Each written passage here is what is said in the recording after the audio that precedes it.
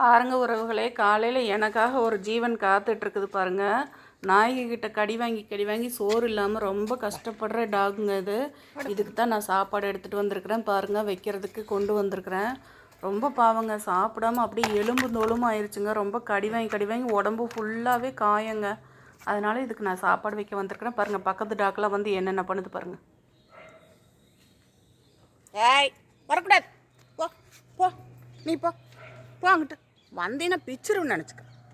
ஒருத்தர் சாப்பிட விடுறதில்ல. அதை ஒன்றுவேன். போங்கடி, வரக்கூடாது, போங்கடி போங்கடி. உங்களுக்கெல்லாம் என்ன சாப்பாடு வீட்டில் போடுறாங்க, அவங்களுக்கு தான் சாப்பாடு இல்லை. பாவம், அவன் ஒரு நேரம் உருப்படியாக சாப்பிடட்டும். ஏய், போங்கிட்டு, வரக்கூடாது. சாப்பிடு சாப்பிடு, நீ பயப்படாமல் சாப்பிடு சாப்பிடு. போ போ போ. சாப்பாடை விடாமல் என்ன ஒரு இது பண்ணுது பாருங்கள். டெய்லியுமே சாப்பாடு இல்லாமல் பாருங்கள், அப்படியே கடி வாங்கி எல்லாத்துட்டையும் எப்படி இருக்குது பாருங்கள். எனக்கே ரொம்ப கஷ்டமாக இருக்குது.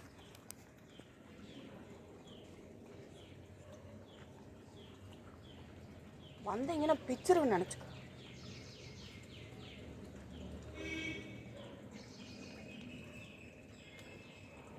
இதுபோல் வாயில்லா ஜீவனுக்கு உதவி செய்யுங்க மக்களே. நீங்களும் வீணாகிற சாப்பாட்டை கூட கொண்டு வந்து நாய்களுக்கு போட்டு அதுக்கு உதவி செய்யலாம். அதுவும் நம்மளை மாதிரி ஒரு ஜீவன் தான்.